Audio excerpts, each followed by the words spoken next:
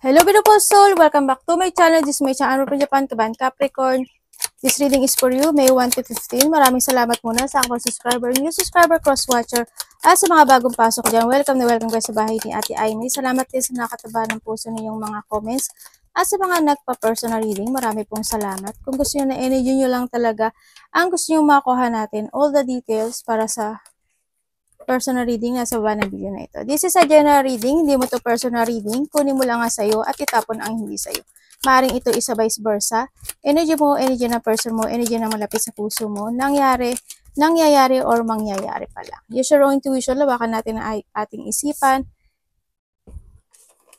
Gawin nyo lang itong guide dahil kayo pa rin makapagpapabago ng buhay ninyo. Things will not always be this way. A change is coming. Okay. May mga pagbabagong transformation, may mga pagbabagong magaganap o mangyari sa buhay mo. Kumbaga parang yung caterpillar nga, di ba? Magiging ka ng lalaya ka na sa isang sitwasyon na medyo nahihirapan ka. Doing something risky, taking a chance. Ito yun, siguro ito yun. Kailangan you need to take a risk din. No? Para magkaroon ng pagbabago sa buhay mo. Kung saang aspeto ng buhay mo yan. A long journey, either physical or mental, will leave you wiser at the end. Yung mga bagay o sitwasyon na pinagdadaanan mo this time, kinakailangan mo pagdaanan yun para maging mas more stronger and wiser ka at the end. Kasi may mga darating pa na maaaring pagsubok sa buhay mo. Change in your life. Yan, may mga pinag-iisipan ka, you're illusioning something, or may mga pagbabago na magaganap sa buhay mo. Also, this is a problem. Pero yung problem na yun is nakikita ko is magtatapos na. Kasi andito na si elephant tsaka si caterpillar. And the family sorrow. Yung iba sa inyo siguro may mga pagdadaanan ka, nalungkot when it comes to your family, ganyan.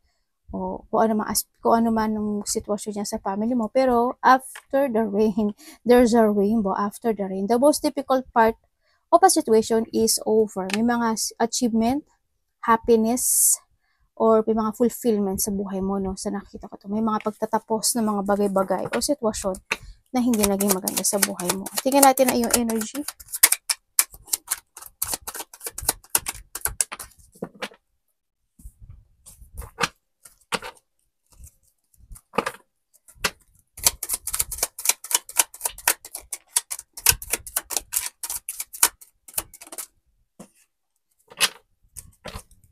Okay.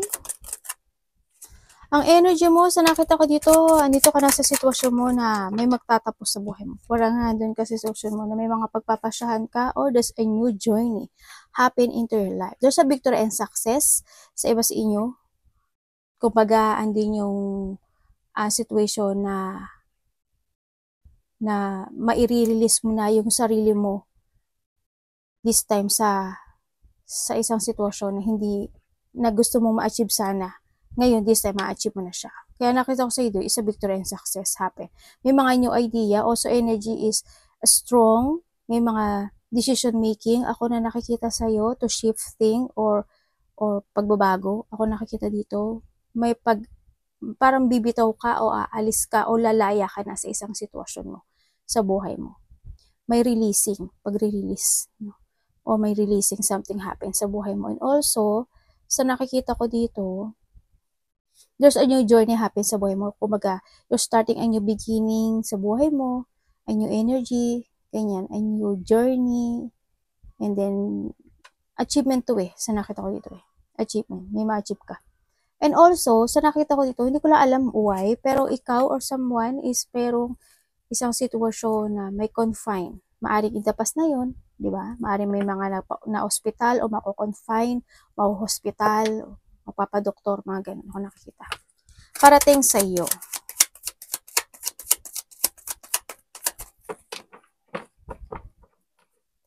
Ano pang parating sa kanya?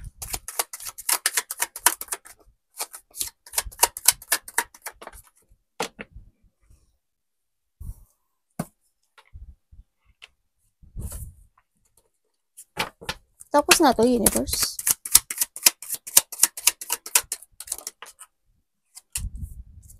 Okay. Ano po ang kasunod nito? Hindi kayo kausap ko ha, yung baraha. O mamaya maapektuhan kayo sa sa sinasabi ko.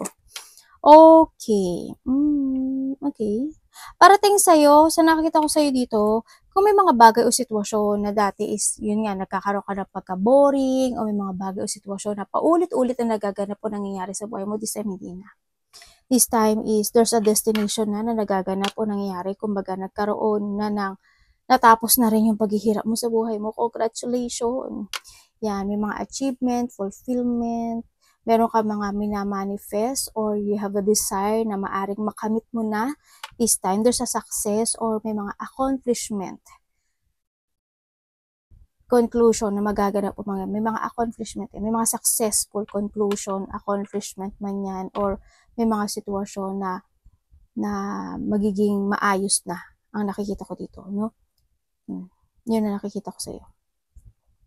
And then also, kasi in the past, nagkaroon ng mga failure Nagkaroon ng mga na-bored ka, parang paulit-ulit yung nagaganap nangyayari sa'yo. Ngayon, hindi na. Kasi andito na talaga si Rainbow, no? Andito na these changes sa si Caterpillar and the Elephant. Talagang as in, you abandoning the past situation, no? Sa buhay mo. Yung mga burden, yung mga sitwasyon na hindi naging maganda, na malalakpasan mo na yun. Congratulations, no? Sa nakita ko dito. Kung dati is lack of effort ka, this time hindi na. Kung dati hindi ka nakaka-focus, this time hindi na rin. Ganun. Tingnan natin ang dapat mong iwasan. May pagbabago ng destination mo dito. A new cycle, a new destination, a new horizon. Ganyan. May namatay sa nakita ko dito. May namatay. Siguro in the past or someone's abandoned. Ay, oo nga, meron nga. Meron niya ako nakita. Anong dapat iwasan ni Capricorn Universe?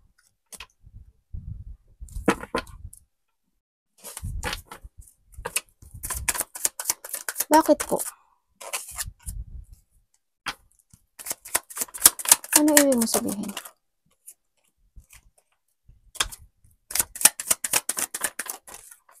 Thank you. Okay, iwasan mo daw ang isang sitwasyon sa buhay mo na alam mo yung hindi ka mag-focus into your creativity, ganyan. Iwasan mo din yung hindi mo masabi hindi ka magsalita o hindi mo masabi yung opinion mo, ganyan. Iwasan mo din yung puro illusion ka lang pero hindi ka naman nag-action. Ganun. Iwasan mo din yung lack of control ka or abasuduhin mo yung sarili mo o magpaabuso ka. Iwasan mo din yung isang sitwasyon na umpisa mo na at hindi mo tatapusin. Iwasan mo din yung isang situation na mag-go to the flow ka lang. Kung alam mo namang tama ka, gawin mo, itama mo. Kung alam mo mali sila, magsalita ka. Iwasan mo din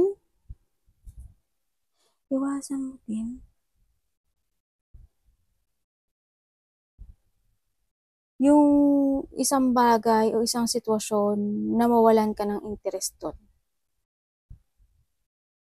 Kumbaga, you need to fix, ganyan. Sa nakita ko dito.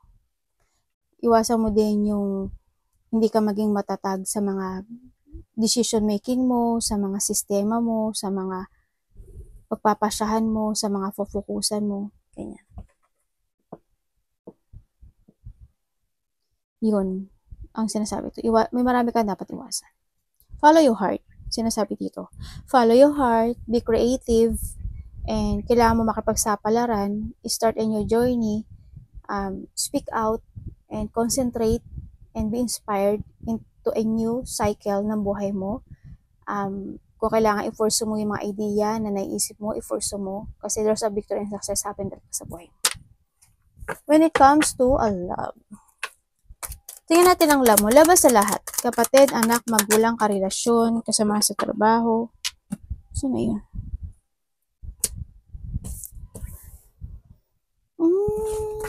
Okay.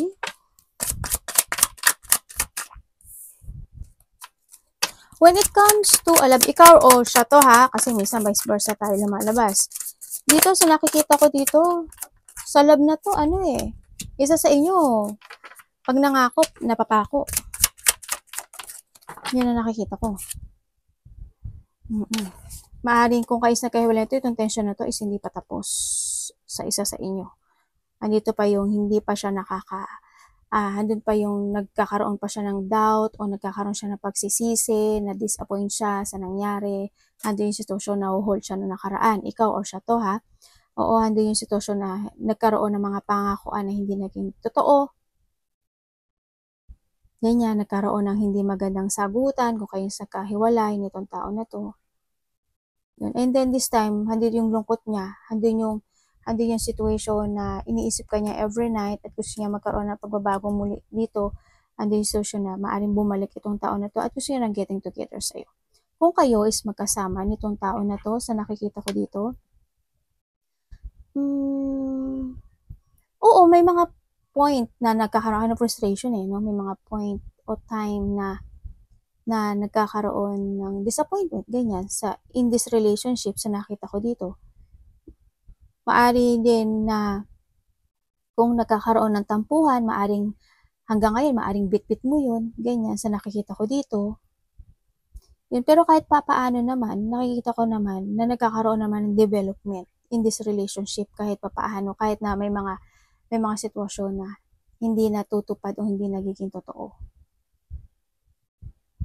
Ganyan, kung andun yung minsan na siguro isa sa inyo nagiging cold, ganyan, isa sa inyo hindi rin nagsasalita o hindi nagsasabi ng nararamdaman niya, gano'n. Kung kayo sa single, sa nakikita ko dito, kung single kayo, pag naka-move on ka na, darating yung tamang tao sa'yo. You need to accept lang din talaga. No? Yung mga bagay o sitwasyon sa buhay mo. Kumbaga, alisin mo na yung mga frustration in the past relationship. Tingnan natin na iyong money. 1 to 15.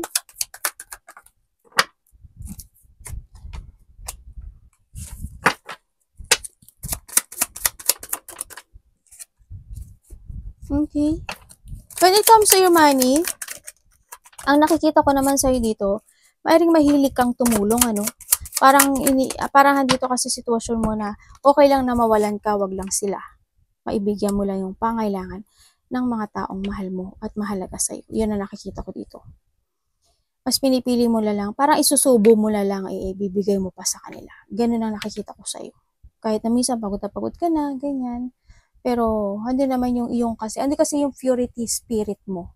No, hindi yung mabusila ka mong puso kasi sa nakikita ko dito. Kaya, siguro iba sa inyo, mahilig kayo tumulong, mahilig kang magbigay sa mga mahal mo sa buhay, ganun sa iba sa inyo. Yun. Parang kontento ka na kung ano yung meron ka, ganyan, sa nakita ko dito. Kahit na minsan, wala ka, okay lang. Yun. Tingnan natin an opportunity. Hindi natawa ako ng anak. Sabi niya, mami, yung alarm clock. Oo! Chutumate.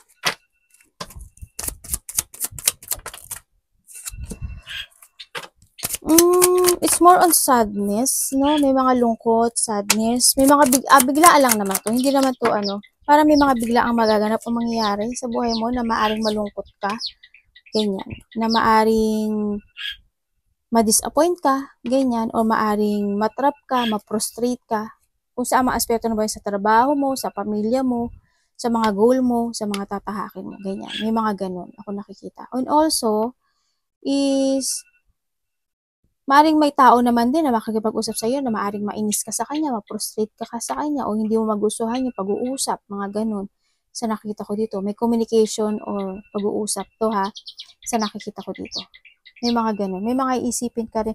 Gusto mo talaga mag-isa, no? May mga iisipin kang bagay-bagay every night sa nakikita ko dito. Andito rin yung pag-iwas, Andito yung may mga iniiwasan ka mga tao na ayaw mo makasalamuha. Para mas gusto mo mag-isa dito sa nakikita ko dito.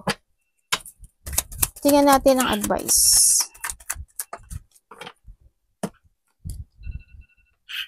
Opo! Yung anak ko. Mami! Yung cellphone. May ganun, no?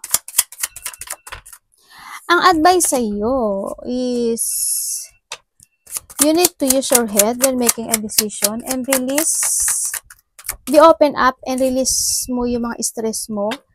Sa nakikita ko dito, try to communicate, sinasabi dito. Kumbaga, iwasan mo na yung mga burden, struggle, ganyan. Be responsible. Alam ko naman responsable ka sa nakita ko dito. Focus and think to the future. Save money. Kailangan mo rin ng self-care dito sa nakikita ko dito. And then also, open up no? Dito.